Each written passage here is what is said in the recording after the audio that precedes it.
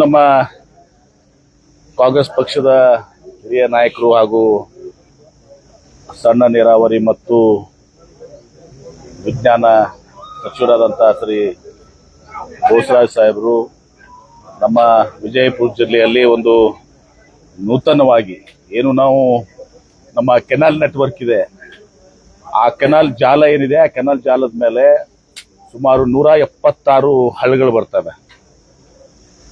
176 ಹಳ್ಳಗಳು ಅಂದ್ರೆ ಸುಮಾರು ಒಂದು 300ರಿಂದ ಒಂದೊಂದು ಹಳ್ಳಕ್ಕೆ 2, 3, 4, 5 ಹಳ್ಳಿಗಳು ಬರ್ತವೆ. ಹೀಗಾಗಿ ಸುಮಾರು 450 ಹಳ್ಳಿಗಳಿಗೆ ಅನುಕೂಲ ಆಗುವ ರೀತಿಯಲ್ಲಿ ಆ ಕೆನಾಲ್ ನೆಟ್ವರ್ಕ್ ದಿಂದ ಹಳ್ಳಕ್ಕೆ ಮಳೆಗಾಲದಲ್ಲಿ ಮನ್ಸೂನ್ದಲ್ಲಿ, ಯಾಕಂದ್ರೆ ವ್ಯರ್ಥವಾಗಿ ನಿಮ್ಗೆ ಗೊತ್ತಿದೆ 400-500 TMC ಹರಿದು ಹೋಗ್ತದೆ. ಇದೆಲ್ಲ ಕೂಡಿ 1 TMC ಆಗೋದಲ್ಲ, ಇದು 1 TMC 2 TMC ಆಗಲ್ಲ. ಆ ನೀರನ್ನ ಕೆನಾಲ್ ನೆಟ್ವರ್ಕ್ಗೆ ಹರಿದ್ಬಿಟ್ಟು ಅಲ್ಲಿ ಸರಣಿ ಬಂದರ್ಗಳನ್ನ, ಅಂದ್ರೆ ಅಲ್ಲಿ ನೀರು ಹಿಂಗ್ಬೇಕದು ಅಂತ ಹೇಳಿ, ಒಂದು ಅಲ್ಲಿ ಇಂಕೊಂತ ಹೋಗ್ಬೇಕು ತುಂಬಿಕೊಂಡು ಅಂತ ಹೇಳಿ. ಹೀಗೆ ಈಗ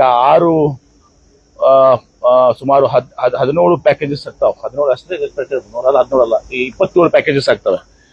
ನಮ್ಮ ಮತಕ್ಷೇತ್ರದಲ್ಲಿ 10 ಪ್ಯಾಕೇಜಸ್, ಉಳಿದ ಮತಕ್ಷೇತ್ರದಲ್ಲಿ 17 ಪ್ಯಾಕೇಜಸ್. ಒಂದೊಂದು ಪ್ಯಾಕೇಜು ಸುಮಾರು 9-10 ಕೋಟಿ ರೂಪಾಯಿ ಆಗ್ತದೆ, ಸುಮಾರು 270 ಕೋಟಿ ರೂಪಾಯಿ. ಈಗ 6 ಪ್ಯಾಕೇಜ್ಗಳನ್ನ ಅವರು ಒಂದು ಪೈಲಟ್ ಆದ್ರ ಮೇಲೆ ಕೊಟ್ಟಿದ್ದಾರೆ. ಈಗ ಉಳಿದಂತ ಮತಕ್ಷೇತ್ರದಲ್ಲೂ ಕೂಡ ಈಗ ಹಂತವಾಗಿ ಅವರು ಸಚಿವರು ತೆಗೆದುಕೊಳ್ಳುವಂತ ಒಂದು ನಿರ್ಧಾರವನ್ನು ಕೈಗೊಂಡಿದ್ದಾರೆ. ಇದರಿಂದ ಕೆರೆ ತುಂಬುವುದರಿಂದ ಒಂದು ರೀತಿಯ ಅಂತರ್ಜಲ ಹೆಚ್ಚಿಗಾಗಿದೆ. ಈ ಹಳ್ಳಗಳಿಗೆ ತುಂಬುವುದರಿಂದ ಮತ್ತಷ್ಟು ಅಂತರ್ಜಲ ಹಾಕಿ ಡಬಲ್ ಇಂಪ್ಯಾಕ್ಟ್ ಆಗುತ್ತೆ. ಎರಡು ಕಡೆ, ಒಂದ್ ಕಡೆ ಕೆರೆಯಿಂದ, ಒಂದ್ ಕಡೆ ಹಳ್ಳಗಳಿಂದ.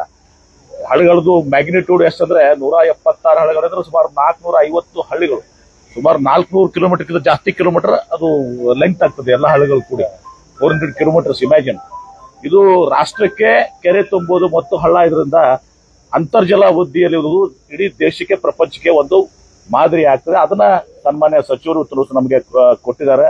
ಅದನ್ನ ಯಶಸ್ವಿ ಆದ್ಮೇಲೆ ಇಡೀ ದೇಶ ಇವತ್ತು ವಿಜಯಪುರ ಜಿಲ್ಲೆ ಅಂತರ್ಜಿಲ್ಲದ ಅಭಿವೃದ್ಧಿಗೆ ಮಾದರಿ ಆಗಿದ್ದಾರೆ ನೋಡ್ಲಿಕ್ಕೆ ಇವತ್ತು ಬರ್ತಾರೆ. ಅದಕ್ಕೆ ನಾನು ಅವ್ರಿಗೆ ವಿಜಯಪುರ ಜಿಲ್ಲೆಯ ಜನತೆ ಪರವಾಗಿ ನಾನು ಅವ್ರಿಗೆ ಅಭಿನಂದನೆಗಳನ್ನು ಸಲ್ಲಿಸ್ತೇನೆ. ಮೊನ್ನೆ ಅವ್ರಿಗೆ ಬಹಳ ಲಾಸ್ಟ್ ಮಿನಿಟ್ ಆಯ್ತು, ಬಹಳ ಟೈಟ್ ಆಗಿತ್ತು. ಏನ್ರಿ ಇವತ್ತು ಬಂದು ಈಗ ಅದ್ರ ಸಾಂಕೇತಿಕವಾಗಿ ಅದನ್ನ ಮಾಡಿಕೊಟ್ಟು ಹೋಗ್ತಾರೆ. ಹಂತವಾಗಿ ಎಲ್ಲಾನು ಎಲ್ಲ ನಮ್ಮ ಜಿಲ್ಲೆದ ಏನದಾವಲ್ಲ, ಸುಮಾರು 10 ಮತ್ತು 17 27 ಏನು ಪ್ಯಾಕೇಜಸ್ ಇದಾವೆ. ಆ 27 ಪ್ಯಾಕೇಜ್ ನ ಹಂತವಾಗಿ ಉಳಿದೆಲ್ಲ ಮತಕ್ಷೇತ್ರಗಳು ತೆಗೆದುಕೊಳ್ತಾ ಇದ್ದಾರೆ. ಸರ್, ಈಗ KSTL ಅನುಮೋದನೆ ಸಿಕ್ಕಿದೆ. ಹೌದು, ಎಷ್ಟು ಸರ್, ಏನೇನಾಗಿದೆ? ಸುಮಾರು ಈಗ KSTL ಈಗಾಗಲೇ ಗೊತ್ತಿದೆ ನಮಗೆ.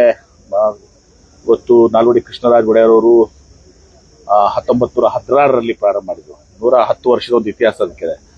ಅದು ಸಾಕಷ್ಟು ಗೊಂದಲಕ್ಕೀಡಾಗಿ ಅನೇಕ ಏರು ಬೀಳುಗಳನ್ನ ಎದುರಿಸಿ ಕೆಲವೊಂದು ಸಂದರ್ಭದಲ್ಲಿ ಕೆಟ್ಟ ಹೆಸರನ್ನು ಕೂಡ ಪಡ್ಕೊಂಡಿದ್ರು. ಅದನ್ನ ನಾನು ಸಚಿವನಾದ್ಮೇಲೆ ಇವತ್ತು ದಿವಸ ಅದನ್ನ ಅದಕ್ಕೆ ಒಂದು ತಂದು ಕೊಡಬೇಕು ಅಂತ ಹೇಳಿ ಆ ಪ್ರಯತ್ನವನ್ನು ಮಾಡಿ ಇವತ್ತು 2,000 ಕೋಟಿ ರೂಪಾಯಿ ವ್ಯವಹಾರ ಮಾಡಿದೆ. 100 ವರ್ಷದ ಇತಿಹಾಸದಲ್ಲಿ 1,000 ಕೋಟಿ ಮಾಡಿದ್ರು. ಬರೀ 4 ವರ್ಷದಲ್ಲಿ 1,000 ಕೋಟಿ ರೂಪಾಯಿ ಮಾಡಿ 507 ಕೋಟಿ ರೂಪಾಯಿ ಇವತ್ತು ದಿವಸ ನಾವು ಪ್ರಾಫಿಟ್ ಮಾಡಿದ್ವಿ. ಇನ್ನೊಂದು ಫ್ಯಾಕ್ಟರಿ ಕಡೆ ಉತ್ತರ ಕರ್ನಾಟಕ ಆಗ್ಬೇಕು ಅಂತ ಹೇಳಿ ಎಲ್ಲರ ಆಶೆ ಆಗಿತ್ತು. ಆ ಕಮಿಟಿ ಇನ್ಸ್ಪೆಕ್ಟ್ ಮಾಡಿದ್ರು. ಬಂದು ಕಮಿಟಿ ಎಲ್ಲ ಬಂದು 5-6 ಜಿಲ್ಲೆಗಳು ನೋಡಿ ಕಡೆಗೆ ವಿಜಯಪುರಗೆ ಸೂಕ್ತ ಆಗ್ತದೆ ಅಂತ ಹೇಳಿ ವಿಜಯಪುರದಲ್ಲಿ ತೆಗೆಯಾದ್ರೂ ಮಾಡ್ತಾ ಇದ್ದಾರೆ. ಈಗ ಅದರಿಂದ 400-500 ಜನಕ್ಕೆ ಅನುಕೂಲ ಆಗ್ತದೆ. ಮತ್ತೆ ಇಲ್ಲಿ ನಾವು ಈಗ ಪಾಲಿಸಿನೂ ತಂದಿದ್ವಿ, ಶ್ರೀಗಂಧ ಬೆಳೆಯುವಂತ ಪಾಲಿಸಿನೂ ಕೂಡ ತರ್ತಾ ಇದೀವಿ. ಒಂದೇ ಒಂದು ಅದು ಕಳ್ತನಕ್ಕೆ ಏನ್ ಮಾಡಬೇಕು ಅಂತ ಹೇಳಿ ಒಂದು ಇದು ಮಾಡಿದೆ. ಅದಕ್ಕೆ ನಾವು ತಂತ್ರಜ್ಞಾನದ ಮೊರೆ ಹೋಗ್ತಾ ಇದೀವಿ. ಒಂದು ಎಕ್ಸ್ಪ್ರೆಷನ್ ಆಫ್ ಇಂಟ್ರೆಸ್ಟ್ ಇರ್ಲಿಕ್ಕೂ ಕೂಡ ಹೇಳಿದೀನಿ.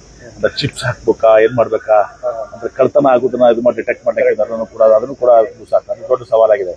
ನಮ್ಮ ತಳಿ ತಗೊಂಡು ಹೋಗಿ ಆಸ್ಟ್ರೇಲಿಯಾದಲ್ಲಿ ಇವತ್ತು ಸಾವಿರಾರು ಲಕ್ಷಾಂತರ ಎಕರೆ ಬೆಳೆಸಿದ್ದಾರೆ. ಸೇಮ್ ಮಾಡೆಲ್ ಅಲ್ಲಿಂದ ನಾವು ತಗೊಳ್ಳುವಂತ ಪರಿಸ್ಥಿತಿ ಇದೆ.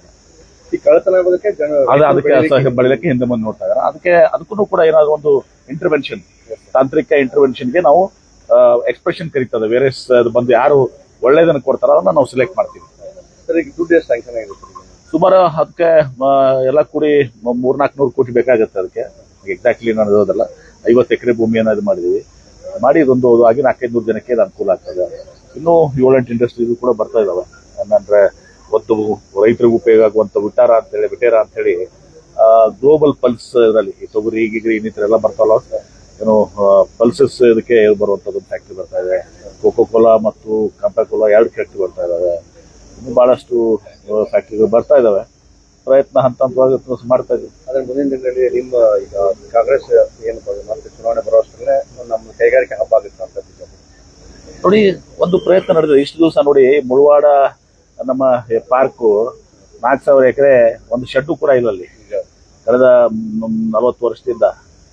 ಈಗ ಅಟ್ಲೀಸ್ಟ್ ಒಂದು ಪ್ರಯತ್ನ ಒಂದು ದಿವಸ ಮಾಡ್ತಾ ಇದೀವಿ. ಬಹಳಷ್ಟು ಡಿಫಿಕಲ್ಟಿ ಇದಾವೆ, ಯಾಕಂದ್ರೆ ಬಿಯಾಂಡ್ ಬೆಂಗಳೂರು ಬರೋದೊಂದು ಅಷ್ಟು ಸರಳವಾಗಿಲ್ಲ ದಿವಸ. ಎಲ್ಲರೂ ಬೆಂಗಳೂರು ಸುತ್ತಮುತ್ತ ಕೇಳ್ತಾರೆ, ನಾವು ಕೊಡದಿದ್ರೆ ಬೇರೆ ಕಡೆ ಹೋಗ್ತಾರೆ, ಇದೆಲ್ಲವೂ ಕೂಡ ಇರ್ತದೆ. ಅದಾಗಿನೂ ಕೂಡ ಒಂದು ಪಾಲಿಸಿಯನ್ನು ಈಗಾಗಲೇ ತಂದಿದ್ದೀವಿ. ಇನ್ನೊಂದು ಅಡಿಷನಲ್ ಪಾಲಿಸಿ, ಇಂಡಸ್ಟ್ರಿಯಲಿ ಬ್ಯಾಕ್ವರ್ಡ್ ಡಿಸ್ಟ್ರಿಕ್ಟ್ಸ್ ಅಂತ ಹೇಳಿ ಒಂದು ಪಾಲಿಸಿನ ಕೂಡ ಈಗ ತರ್ತಾ ಇದೀವಿ. ಅದ್ರ ಮೂಲಕ ಮ್ಯಾಕ್ಸಿಮಮ್ ಪುಷ್ ವಿಜಯಪುರ ಇರ್ಬೋದು, ರಾಯಚೂರು ಇರ್ಬೋದು, ಗುಲ್ಬರ್ಗ ಇರ್ಬೋದು, ಧಾರವಾಡ, ಹುಬ್ಳಿ, ಮನೆ ನೀಡಕ್ ಬಂತು ಧಾರವಾಡಕ್ಕೆ ಒಂದು ಜಪಾನೀಸ್ ಕಂಪನಿ, ಒಂದು ಒಳ್ಳೆ ಕಂಪನಿ ಬಂತು. ಈಗೆಲ್ಲರೂ ಕೂಡ ಬರ್ತಾ ಇದ್ದಾರೆ. ನೋಡಿ, ಅವರು ಖರ್ಗೆ ಅವರು ನಮ್ಮ AICC ಅಧ್ಯಕ್ಷರು, ಅವರು AICC ಸುಪ್ರೀಂ. ರಾಹುಲ್ ಗಾಂಧಿ ಅವರು, ಖರ್ಗೆ ಅವರು ನಮ್ಮ ಸುಪ್ರೀಂ. High command supreme. ಹೈಕಮಾಂಡ್ ಏನ್ ಹೇಳ್ತದೆ ಅದು ಸತ್ಯ ಆಗ್ತದೆ. ಅವ್ರು ಹೇಳಿದಂತದ್ದು ಈಗ ಸದ್ಯಕ್ಕೆ ಇವತ್ತೊಂದು ದಿವಸ ಯಾವುದೂ ಕೂಡ ಇದು ಇಲ್ಲ. ಮುಂದೆ ನಾವು ರಾಹುಲ್ ಗಾಂಧಿ ಅವರು ನಾವು ಎಲ್ಲ ಕೂಡ ಚರ್ಚೆ ಮಾಡಬೇಕಾಗ್ತದೆ. ಅದೇನಾದ್ರೂ ಇದು ಇದ್ರೆ ಅಂತ ಮಾತನ್ನ ಹೇಳಿದಾರೆ. ಅಂದ್ರೆ 10ನೇ ತಾರೀಕಿನ ಡೆಡ್ಲೈನ್ ಚೇಂಜ್ ಆಗುತ್ತೆ. ನನ್ಗೆ ಗೊತ್ತಿಲ್ಲಪ್ಪ, ನಾನು ಯಾರು, ನಾವು ಯಾವ ಡೆಡ್ ಲೈನ್ ಕೊಟ್ಟಿಲ್ಲಪ್ಪ. ನಾವು ಕಾಂಗ್ರೆಸ್ನಾಗ ನಾವು ಬೋಸರಾಜ್ ಸಾಹೇಬರು ನಾವು ಎಲ್ಲ ಹೈಕಮಾಂಡ್ ಏನಾದ್ರು ತಲೆಬಾಗಿ ಒಪ್ಕೋತೀವಿ.